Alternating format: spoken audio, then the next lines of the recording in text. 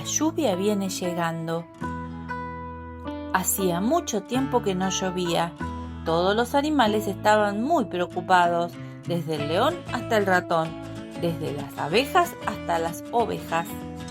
¿Cuándo les parece que llegará la lluvia?, preguntó el cocodrilo. La falta de agua me tiene intranquilo. Sí, hace muchísimos meses que no llueve, asintió el león. Sería maravilloso que hubiera un chaparrón.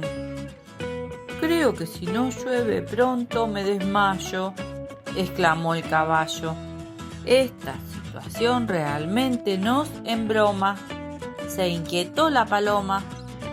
Es absolutamente necesario que encontremos alguna solución, agregó el ratón con gran convicción.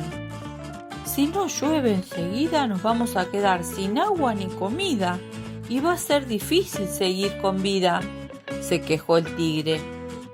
Pero en el cielo no se ve ni una nube, se lamentó el conejo. Está tan claro que parece un espejo. Tengo una idea, anunció la rana, que llegó con papeles, tarros de pintura y pinceles. ¿Qué vas a hacer?, le preguntaron todos. ¿Podemos ayudarte de algún modo? Sí, por supuesto, respondió la rana mientras daba un salto. Con una escalera vamos a subir muy alto para llenar el cielo de nubes y así vendrá la lluvia, ya van a ver. ¿Estás segura?, le preguntó el conejo. Para mí esto no tiene cura.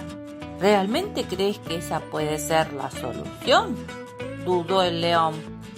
¿Te parece que vamos a lograr que llueva con un poco de pintura?, añadió el caballo. Para mí es una locura. ¿Y por qué no?, sostuvo el tigre. Si no probamos lo que dice la rana, ¿cómo sabemos que nos sirve? Sí, es muy cierto, exclamó la paloma. Antes de darnos por vencidos tenemos que hacer el intento. Yo pienso de igual modo, dijo el ratón mientras miraba a todos. Yo también, coincidió el cocodrilo, que tenía una voz finita como un hilo. Al rato todos estaban pintando felices.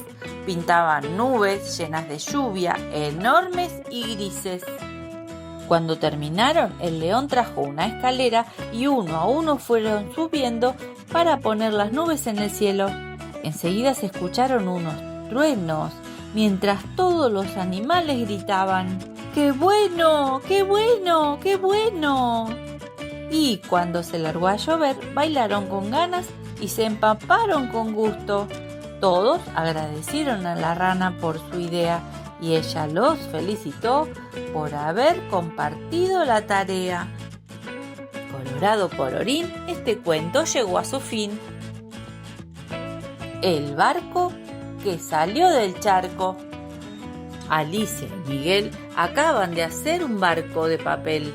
Le dibujaron bien un ojo de buey, el ancla y los detalles. Y va a navegar en un charco de la calle. Ya en el agua le dan un buen envión y se lanza a la navegación.